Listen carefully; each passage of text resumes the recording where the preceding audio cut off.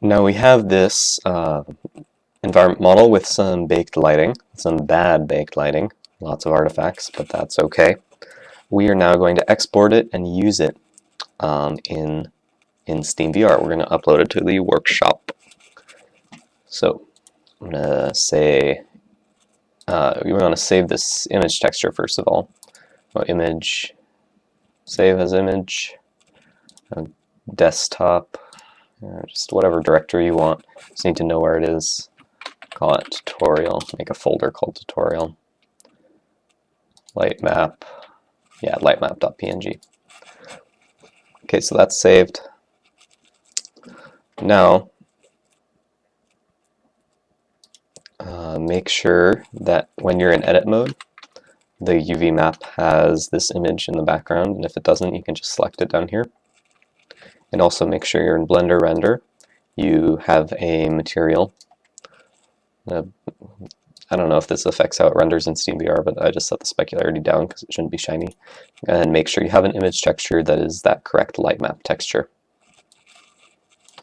If you have all of that set up correctly, you can go File, Export, OBJ,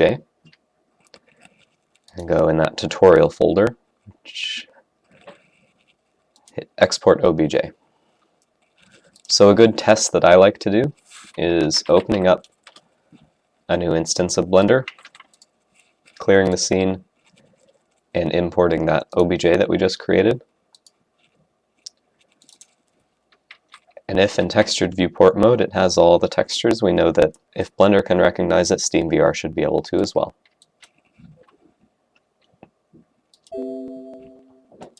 We don't need that Blender file. Right then, we can switch over to SteamVR right here. Go Workshop,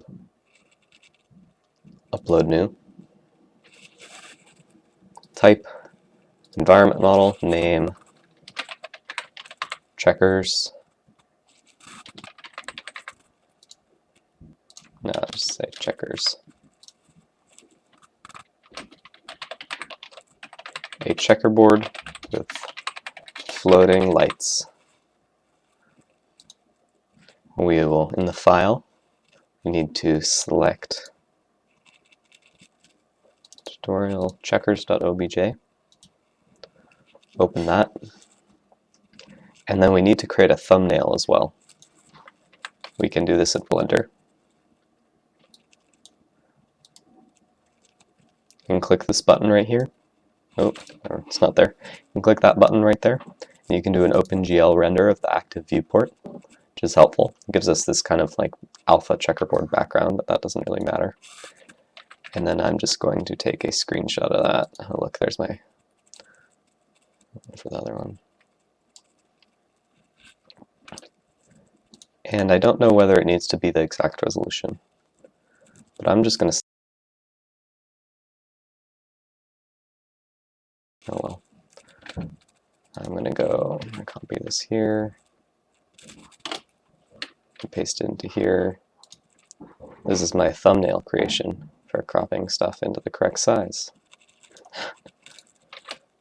Save it, oh no. Save as, I just saved over a different one. Tutorial, capture.png. Replace that.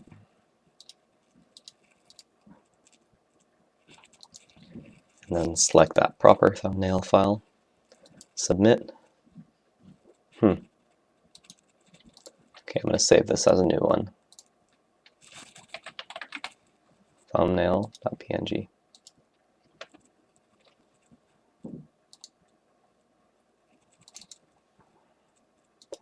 Submit.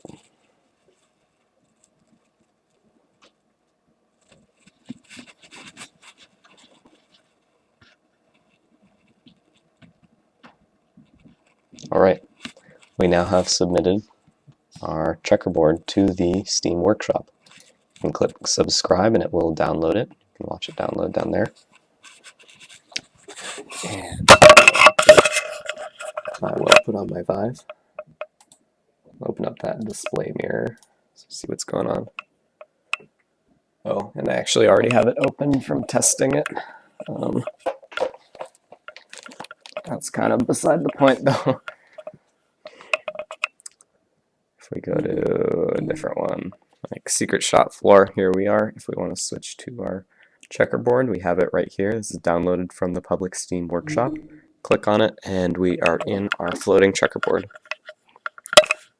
I might make a better resolution texture for this and actually put it on the Steam workshop, because it's a pretty cool environment. If the textures were nice, it would be very cool. Anyway, there we go. We've successfully created a SteamVR environment and uploaded it to the workshop. I hope you were successful as well. And by all means, if you were following along with this tutorial but you created your own environment, go ahead and put it public on the workshop. But if you followed along like word for word and created the exact same checkerboard pattern that I did, please don't go like put a million of those on the workshop. Like, I don't want to see those there. Nobody else wants to see those there. You can set it as private. I had it set as public, but when you're uploading it, there's an option to set it as private. So please do so, because we don't want numerous duplicates of that gray checkerboard. Thank you.